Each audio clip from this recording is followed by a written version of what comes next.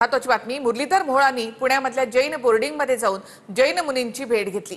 यावेळी मोहोळांना जैन बांधवांनी घेराव घालत घोषणाबाजी देखील केली। जैन बोर्डिंग जमीन व्यवहार रद्द करण्याची मागणी यावेळी जैन बांधवांनी केली आहे।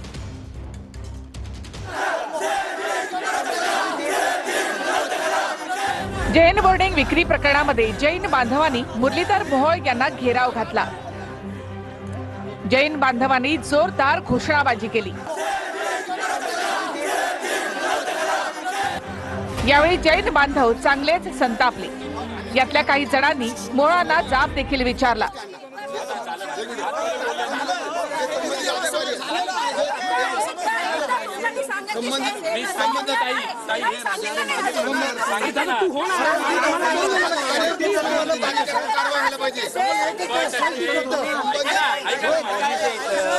शंभर टक्के मी आज शब्द दिलाय, गुरुदेवजींच्या समोर दिलाय की हा विषय संपला। ऐका ना, कसा संपेल? ऐका ना, व्यवहार कुणी केलाय? त्यांना मी केलाय। काय बोलताय?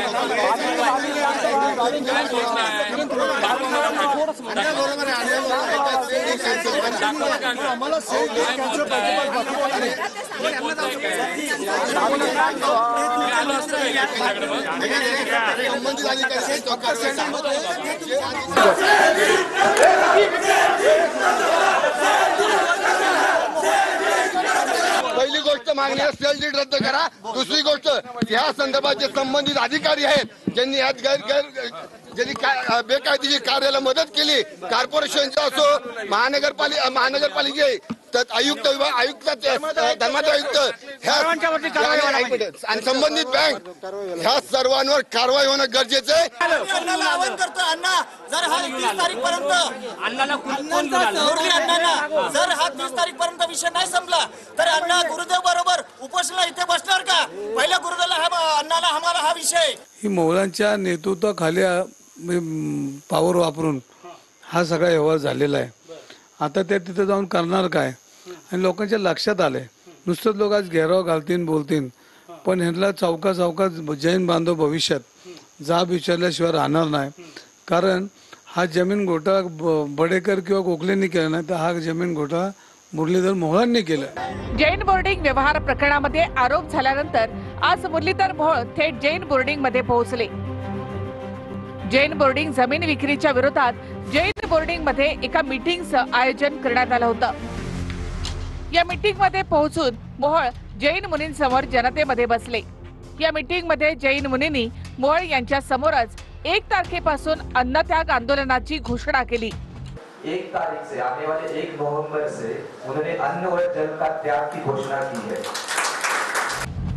जैन मुनींनी आंदोलनाची घोषणा केल्यानंतर मुरलीधर मोहोळ यांनी जैन मुनींना नमस्कार केला। जैन मुनींसमोर नारळ ठेवत त्यांनी पुन्हा एकदा नमस्कार केला। यावेळी जैन समाजाच्या व्यक्तींनी घोषणाबाजी केली।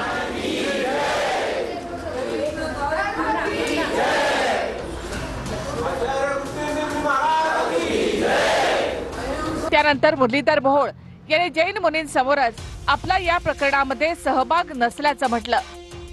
पुढच्या काही दिवसात त्याचा न्याय होण्यासाठी माझी महत्त्वाची भूमिका राहील आणि लवकरात लवकर हा विषय समाजाला हवा तसाच सुटला जाईल। जे आपण घोषित केले, पुढचा आपण जो अन्नत्याग करण्याचा जो निर्णय घेतलाय, मी आपल्याला या ठिकाणी सांगतो ती वेळ येणार नाही। त्याच्या आतमध्येच हा सगळा विषय संपेल, आपल्याला हवा तसा संपेल, एवढंच या निमित्तानं आपल्याला मी आश्वस्त करतो।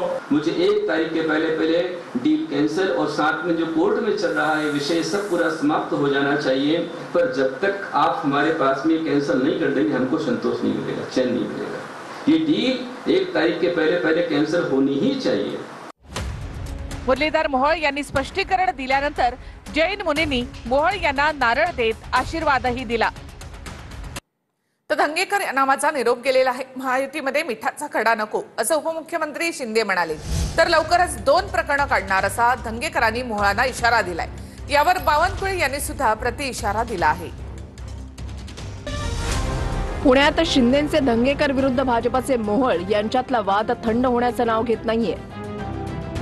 धंगेकरांनी आता मोहोळांना 2 नवीन प्रकरणं काढण्याचा इशारा दिलाय। यावर बावनकुळेंनी सुद्धा प्रति इशारा दिलाय।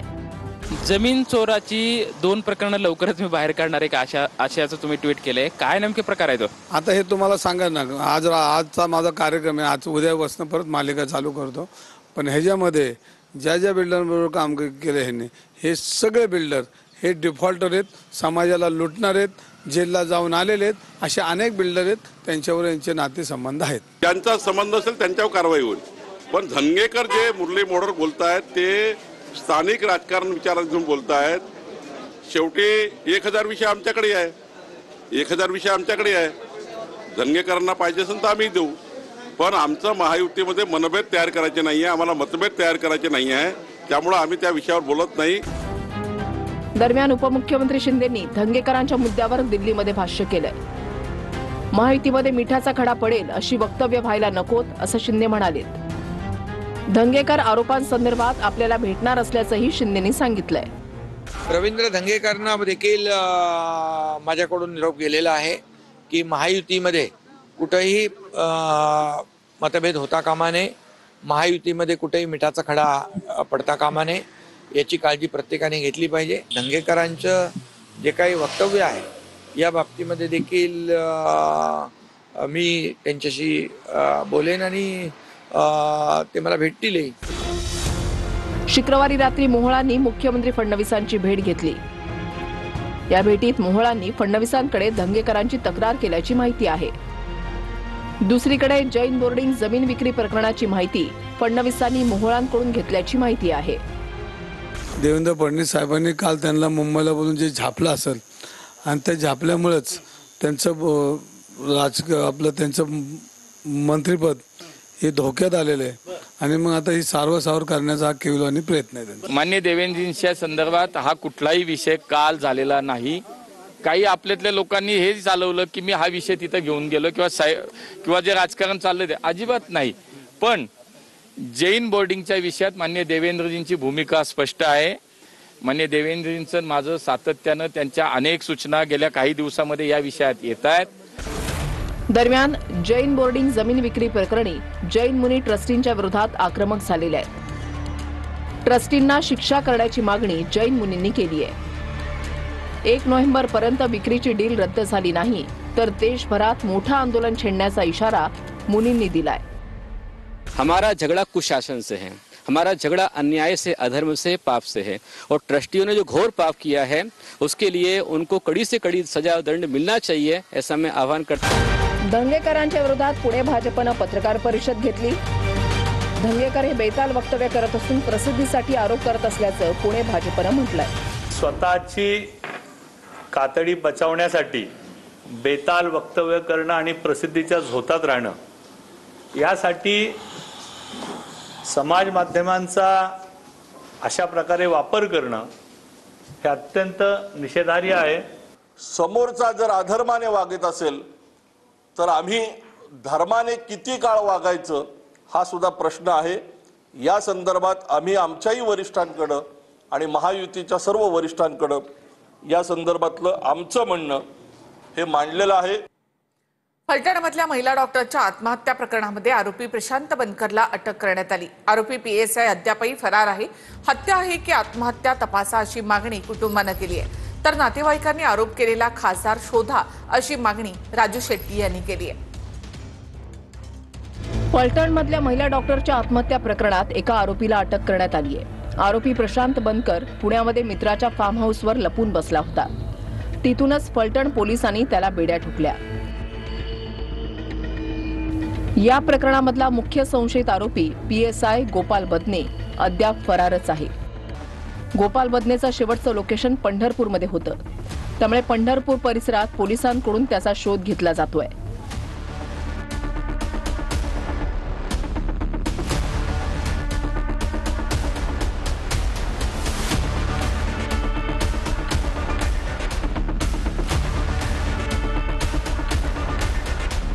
पीडित महिला डॉक्टरवर तिच्या गावात अंत्यसंस्कार करण्यात आले. महिला डॉक्टरनं आत्महत्या केली की हत्या याची चौकशी करण्याची मागणी कुटुंबानं केली आहे. माझी एकच मागणी आहे माननीय मुख्यमंत्र्याकडे, या प्रकरणाची SIT चौकशी झाली पाहिजे आणि हे प्रकरण फास्ट ट्रॅक कोर्टामध्ये चाललं पाहिजे. पीडित तरुणी फलटण उपजिल्हा रुग्णालयामधल्या पोस्टमॉर्टम विभागामध्ये कार्यरत होती.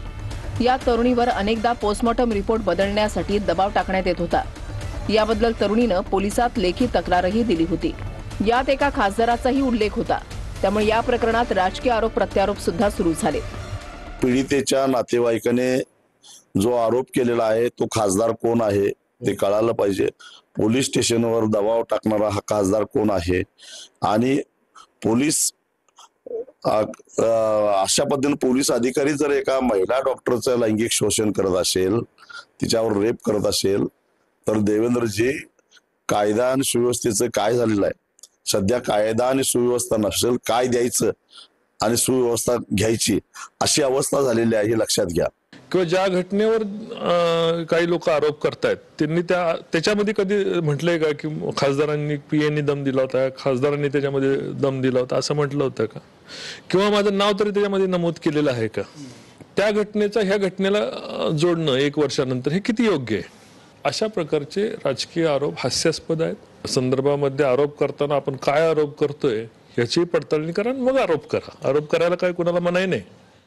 मुंडे बंधू भगिनी खंडणीखोर आहेत, वारसाच्या लायकीचे नाही तशी टीका सारंगी महाजन यांनी केली आहे. तर मुंडेंचे वारसदार महाराष्ट्राच्या कानाकोपऱ्यात आहेत असं पंकजा मुंडे यांनी म्हटलेलं आहे. दुसरीकडे गोपीनाथ मुंडेंचा खरा वारसदार मीच आहे असं टीपी मुंडेंनी म्हटलंय. गोपीनाथ मुंडेंच्या वारसदाराच्या वादात महाजन कुटुंबातल्या सारंगी महाजन यांनीही उडी घेतली आहे. गोपीनाथरावांचा वारसा चालवण्याची धनंजय मुंडे आणि पंकजा मुंडेंची लायकी नसल्याचं सारंगी महाजन म्हणाल्यात. हे जे 2 बहीण भाऊ आहेत ना, हे फक्त खंडण्या वसूल करण्यासाठी काम करतात आणि ह्यांचं काम काय आहे? लोकांना त्रास देणे, लोकांचे संसार उद्ध्वस्त करणे, लोकांना पैशासाठी मारणे. माझ्यासारख्या बाईला सुद्धा त्यांनी सोडलं नाही. माझी पण जमीन हडप केलेलीच आहे आणि ह्या बहिणीला आता मजबूत खांदा हवा आहे म्हणून त्यांनी त्याच्यासोबत त्या धनंजय सोबत साटालोटा करून घेतलेला आहे. आणि हे 2 बहीण भाऊ त्या बीडमध्ये लोकशाही राजकारण सोडून हुकुमशाही राजकारण करत आहेत. त्याच्यामुळे हे दोघंही वारसदाराच्या लायकीचे नाही आहेत. मुंडेंचे वारसदार ना धनंजय आहे ना पंकजा आहे. हे दोघंही वारसदार नाही आहे. हां, पण राजकीय वारसदार म्हणून त्यांना कुठेही जागा नाही इथे. त्यांचे खरे वारसदार बीडची जनता आहे. गोपीनाथ मुंडेंच्या वारसदाराच्या वादात बीडमधले नेते टीपी मुंडेंनी वेगळाच दावा केलाय. गोपीनाथ मुंडेंचा खरा राजकीय वारसदार मीच असा दावा टीपी मुंडे यांनी केलाय. वारसदाराचा वाद छगन भुजबळांनी छिडल्यानंतर पंकजा मुंडेंनी पहिल्यांदाच प्रतिक्रिया दिली आहे. कुणी काही म्हणो, कुणी काही करो, पण खरा वारसदार प्राध्यापक टीपी मुंडेच आहे, दुसरे कोणीही नाही. राजकीय वारसदार म्हणतोय मी, मला बाकीच्या ह्याच्यावर काही गरज नाहीये. राजकीय वारसदार प्राध्यापक टीपी मुंडेच आहे हे मी निश्चित सांगतो. उपमुख्यमंत्री एकनाथ शिंदेंनी दिल्लीमध्ये पंतप्रधान मोदींची दिवाळीच्या निमित्तानं भेट घेतली. यावेळी पूरग्रस्तांसह विकास कामांबद्दल चर्चाही करण्यात आली आहे. उपमुख्यमंत्री एकनाथ शिंदेंनी पंतप्रधान मोदींची दिल्लीमध्ये दिवाळीच्या निमित्तानं भेट घेतली. दोन्ही नेत्यांच्या बैठकीमध्ये विकास कामांबद्दल चर्चा झाली. पंतप्रधान मोदींनी पूरग्रस्तांबद्दल विचारणा केल्याचं शिंदे म्हणाले. मुंबईमध्ये पॉट टॅक्सी सुरू करण्याबाबत मोदी आग्रही असल्याची माहिती देखील शिंदेने दिली आहे. मुलाकात के दरमियान महाराष्ट्र के डेवलपमेंट के बारे में भी चर्चा हुई. गाँव के बारे में जो अभी बाढ़ परिस्थिति जो निर्माण हुई है उसके बारे में भी उनको अवगत किया. उनको पता था सब और भारी बड़ा संकट है किसानों के ऊपर. महाराष्ट्र सरकार को के साथ में किसानों के है, लेकिन केंद्र सरकार भी किसानों के साथ हमेशा रहा है. मुंबई महापालिकेसाठी भाजपकडून 150+ टार्गेट ठेवण्यात आलंय. तर मुंबई पालिकेमध्ये जागा वाटपासाठी 50-50चा फॉर्म्युला असावा असा शिंदेच्या शिवसेनेचा आग्रह असल्याची सूत्रांची माहिती आहे. मुंबई महापालिकेसाठी भाजपनं 150+ टार्गेट ठेवलंय. 150 जागांवर उमेदवार उतरवण्याचा भाजपचा प्रयत्न आहे. तर मुंबई महापालिकेत वर्चस्व प्रस्थापित करण्यासाठी भाजपकडून आखणीही केली जाते. महाविकास आघाडीचं प्राबल्य असलेल्या प्रभागामध्ये मतांची फाटाफूट झाल्यास फायदा होण्याचा भाजपचा अंदाज आहे. तर ठाकरे बंधूंच्या समीकरणावर सुद्धा राजकीय गणित ठरणार आहेत. मुंबई पालिकेत जागा वाटपासाठी 50-50चा फॉर्म्युला असावा असा शिंदेच्या शिवसेनेचा आग्रह असल्याची माहिती सूत्रांनी दिली आहे. तर मुंबई, नाशिक, पुणे, पालघर, कल्याण आणि नवी मुंबईत महायुती व्हावी अशी शिंदेंच्या शिवसेनेची इच्छा असल्याचीही माहिती सूत्रांनी दिली आहे. गोपीनाथ मुंडे यांचे वारस महाराष्ट्राच्या कानाकोपऱ्यात आहेत असं पंकजा मुंडे यांनी म्हटलेलं आहे. गोपीनाथ मुंडेंचे वारस महाराष्ट्राच्या कानाकोपऱ्यात असल्याचं पंकजा मुंडे म्हणाले आहेत. गोपीनाथ मुंडेंचे वारस यावरून गेल्या काही दिवसांमध्ये सध्या चर्चा सुरू आहे.